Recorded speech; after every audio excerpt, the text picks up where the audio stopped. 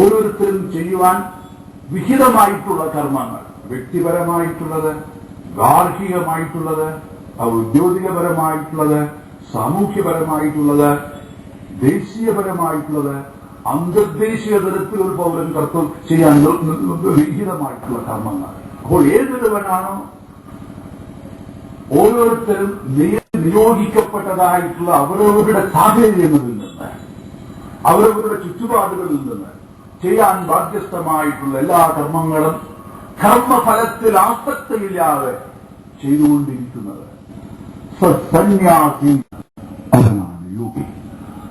അതല്ലാതെ നിരഗ്നി നക്രിയ കർമ്മരംഗങ്ങളെ ഉപേക്ഷിച്ച് ഏതെങ്കിലും ഒരു വിജന ദേശത്ത് പോയി ആരും കാണാതെ ഇരിക്കുന്നതോ.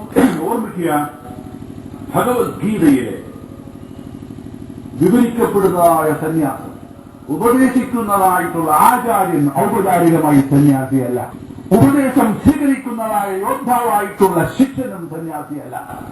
പക്ഷേ അവർ സന്യാസത്തിന്റെ ആധികാരികമായ പ്രയോക്താവാണ്. അതിനാൽ സന്യാസം ബാഹ്യപരമായിട്ട് ഒരു ലക്ഷണത്തിലും ഒതുങ്ങി നിൽക്കുന്നതല്ല.